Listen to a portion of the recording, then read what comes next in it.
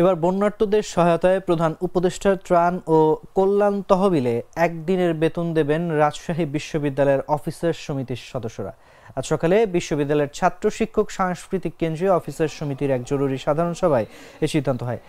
সভা শেষে ভয়াবহ বন্যা পরিস্থিতি ও বৈষম্য বিরোধী ছাত্র আন্দোলনে যারা শহীদ হয়েছেন তাদের স্মরণে 1 মিনিট নীরবতা পালন করা হয়।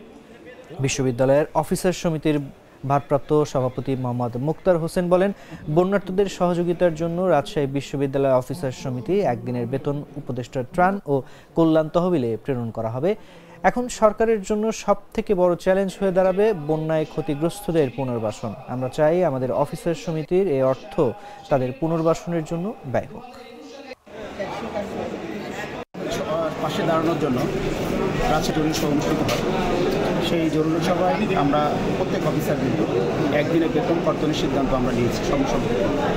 সেই বেতনটি আমরা সামনের মাসে প্রশাসন যে কোনো সময় বসলে সেটা আমরা প্রধান উপদেষ্টার ত্রাণ এবং কল্যাণ তহবিলে এটা আমরা চেকটা হস্তান্তর করব এবং তাতে আমাদের সদস্য উপস্থিত ছিল সবাই এক বাক্যে সেটা সমর্থন জ্ঞাপন করছে। সম্মানিত কর্মকর্তাদের বেতন থেকে 3টা কিস্তিতে আমরা বিশ্ববিদ্যালয় কাটবে, কিন্তু বিশ্ববিদ্যালয় এককালীন টাকাটা পুরো টাকাটা আগে দিয়ে দেবে।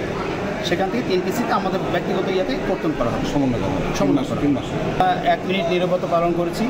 যারা বন্যা দুর্গত অসহায় মানুষের স্মরণে মারা গেছেন স্মরণের পাশাপাশি নতুন যে মুক্তিযুদ্ধ হলো, যে মুক্তিযোদ্ধারা শাহাদত বরণ করেছেন, শহীদ হয়েছেন, অসুস্থ আছেন, তাদের কল্যাণার্থে আমরা 1 মিনিট নীরবতা পালন করেছি।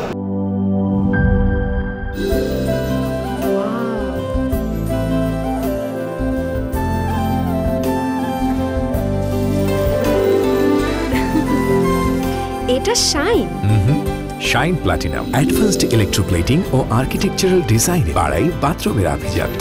শাইন প্লাটিনাম, রুচির প্রশ্নে আপোষহীন।